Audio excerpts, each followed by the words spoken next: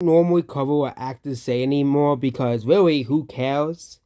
Okay, like I remember I used to cover this stuff a lot and like no one watched it. Like I remember especially when the whole Brie Larson thing was again, I'm starting to realize like who cares? Okay. And most people actually want actual updates about Brie Larson, but I don't think anyone really cares about her. Uh, Again, she is not as popular as the fans made it out to be. Obviously, judging based off Fast X's underperformance and the failure and flop of the Marvels. I think after the Marvels, Brie Larson's fan base has kind of stayed silent. They have kind of said nothing. Okay, but Jerry Seinfeld says movies are over, and basically, I agree with him 100%. Okay, Hollywood struggles, if you look at the box office, has been struggling the past couple of years. Of course, you can blame COVID. You know, people have, but again, is it really because of COVID? Because COVID has been gone for like a couple years. Okay, Hollywood has struggled with the non-franchise movie, which is something that they have never struggled until now. Okay, here, so this is the highest grossing movies of the year. Okay, excluding Chinese movies, the highest grossing movies that have made over $200 million are all a part of a franchise. And of course, we're not including Chinese movies because China is not struggling with their movies, but Hollywood is continuing to struggle. So, uh, the three movies that have done very well this year that have passed $40 million globally, that are not Chinese movies, is Kung Fu Panda 4, Godzilla X Kong, A New Empire, and Dune Part 2. What do they have all in common? They're part of a franchise. Ghostbusters Frozen Empire, same deal, but that movie people didn't like all too much, which isn't too surprising as a lot of people thought it was disappointing. Okay, Bob Marley Love Run is based off a very famous singer, and the highest grossing original movie is The Beekeeper at $152 million. Okay, Madame Web, a part of the Spider-Man franchise Mean Girls, reboot that no one asked for. And Argyle is after that is Argyle and Civil War are the highest grossing non-franchise movies. Because then you have a bunch of non-franchise movies that released, and there isn't really many movies that released this year so far either. So, but you can even go back to 2023. We have the 10 highest grossing movies of the year, including Chinese movies, obviously. And I'm surprised Little Mermaid wasn't knocked out of the top 10 movies of the year. I'm surprised by that. I find that Mission Impossible was right behind Little Mermaid, but the highest grossing non-franchise movie of the year was Oppenheimer. But that was more that was kind of like an outlier, and that rarely happens anymore. So the highest grossing non-franchise movie was Elemental, which still lost money for Disney. Box Office Mojo actually has had 496 million, but the numbers has not updated it since 484 million. The movie has made at least this is why I do use box office. I know some people are like, you don't trust box office, but again, the reason why is because I use box office mojo numbers to update the gross is because the numbers for some reason stops updating the international sales for many movies. For example, Arita made $405 million globally. But according to the numbers, it made $404 million, or 400. I think it was $403 globally. Same thing with Elemental. The movie made around $496 million. The movie is basically a loss at this point. It wasn't a failure. It wasn't a success. It was a loss, like Arita as well. But the next major non-franchise movie is Migration. Okay, but if you're excluding kids movies, and no, we're not including the Taylor Swift Eras Tour movie because because people love Taylor Swift, is The Sound of Freedom, and that was a small budget movie, and that was mostly successful in the U.S. Then followed by Risk, Napoleon, Anyone But You, but none of these movies are amongst the highest selling movies of the year. Okay, these movies are kind of like seen as outliers or sleeper hits.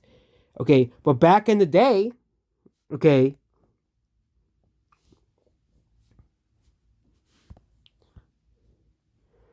back in the day, we can go back to even 2010, 2012. 2012 is no 2020 no 2022. Same deal as here. And I just think I think Seinfeld might have a point here. Outside of sequels, no one cares about movies anymore. No one wants to see the original movie anymore. No one wants to see and take a risk and see something that isn't a part of a franchise. Okay, and I think this is what's going to ultimately kill Hollywood. Okay, I think this is what ultimately is going to kill Hollywood because Hollywood cannot rely on a franchise forever. Okay, Hollywood cannot rely on a franchise forever. Okay, eventually, people will get tired of that franchise. People will get tired of that movie franchise, and you're going to eventually run out of franchises. Look at Ghostbusters. They really thought that they could continue Ghostbusters forever after the 2016 movie. Okay, they really think they can continue these franchises forever. Okay, or keep rebooting these franchises forever. It's not gonna work. It's gonna backfire eventually. Okay, it's gonna backfire eventually. I think we're already starting to see a backfire now of DC and Marvel. People are getting sick of DC and Marvel. Okay, I think the Marvel swapping doesn't have to do with rewatching at all, and people getting sick of the same old, same old. Okay, okay. People consider the Marvels everything wrong with modern movies and modern film because people are getting sick of Marvel movies. Say the same thing about the Flash. Okay, people consider both movies everything wrong with modern movies, everything wrong with modern entertainment. I'm doing both sides of Marvel and DC because DC is not getting escaping the scrutiny. Okay, that I'm giving Marvel. Okay, okay, the Marvels is the biggest box office failure of all time, or one of the biggest box office failures of all time. Okay, there is a movie that needed to make somewhere between 400 to $600 million to break even. Okay, that is, they only made $200 million, which means this movie could have lost $400 million for Disney. Okay, that is how bad this movie did. That absolutely no one went to go see this movie because people are sick of the same old, same old. Okay, the Marvels does not try to innovate anything with the Marvel IP, and they really thought, hey, oh, the first movie made $1 billion. Oh, so can a sequel? And then no one went to go see it because people are sick of Marvel movies. Okay, there's a reason why Martin Scorsese lambasted. He was warning us that, warning Hollywood. He was warning Hollywood. And now Jerry Seinfeld is seeing the truth. Okay, we cover the box office every week, and every time there's a non-franchise movie, I don't ever predict that they do very well at the box office. Okay, unless it's like an Oppenheimer or a, you know, something like that. I don't think it's gonna do very well. Okay, it is just my gut feeling because people have an apathy towards seeing new movies, new IPs. I don't blame them. Hollywood has turned off a lot of the average person globally, not just in the U.S., globally. Okay, just remember the February box office was so bad this year that it was the worst since the '90s. In the '90s, they had to rely on new franchises. They had to rely on new series. They had to rely on keeping movies in theaters for a while. These new ideas that have never been tested before.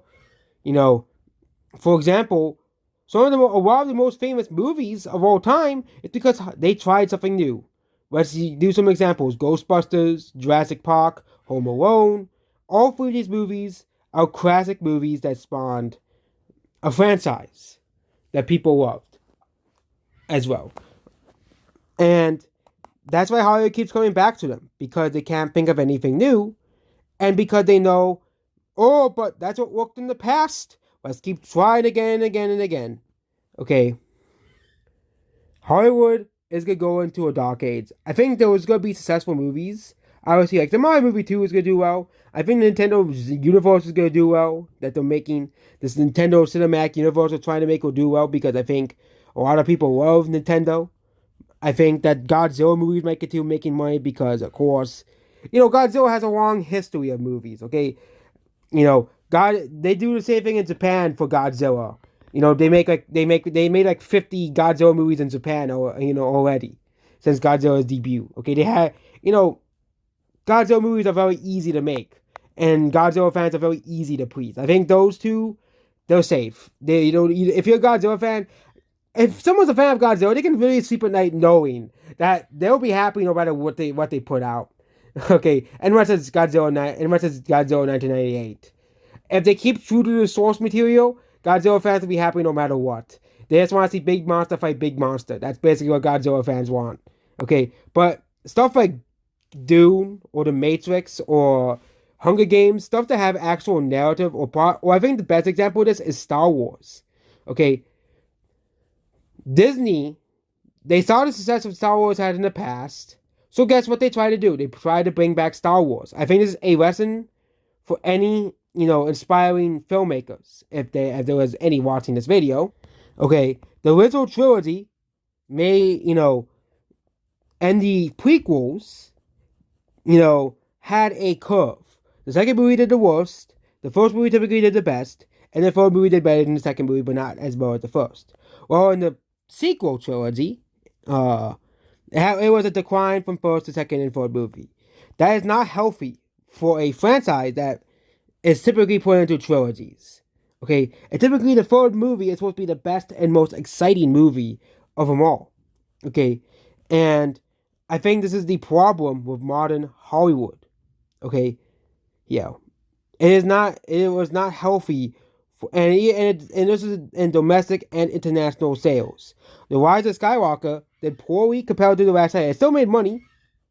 Now, don't get me wrong, but the Star Wars franchise was a franchise that a lot of people were hyped and excited that returned. People were excited for The Last Jedi, but I think with The Rise of Skywalker, you turned up enough fans of The Last Jedi that it did worse than The Last Jedi. Okay? And this is what Jerry Seinfeld is talking about. The fact that Hollywood continues to rely on the same franchises over and over and over again, expecting people to go and watch them over and over and over and over again. Okay? Because they made money in the past. Hollywood's greed knows no bounds. Yeah. Okay. And I know I didn't really read this article here, but Seinfeld basically says the movie is done. Okay. When we're talking about this thing, let's do a terrible thing again. Hero's game immediately. Okay.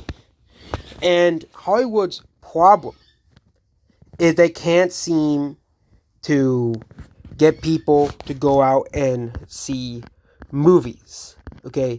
Especially non-franchise movies, because people don't care, okay? Because, yes, people will watch movies on streaming services, obviously, okay? There are tons of movies that, have flopped, but have had second lives on streaming. But they're still failures, because they still failed at the box office, because people didn't care when they were in theaters, when it was supposed to be the premium experience for movies. So yes, Hollywood has nothing but themselves to blame. Because outside of Hollywood, other movie industries are thriving. That's not Hollywood. And yes, I think Hollywood will receive a similar crash similar to the gaming crash of 82. There will still be obviously some franchises and movie series that will be unaffected, but I think that the crash has thus begun last year. Why do you think last year? Because that's when the strikes happened. Hollywood's entire schedule was screwed up because of these strikes. And now I have a lot of these very slow months. Yeah, because of these strikes. If it wasn't for Martha's, comeback of a box office, theaters probably may have been done. They may have been done. And that's about this video here. Goodbye.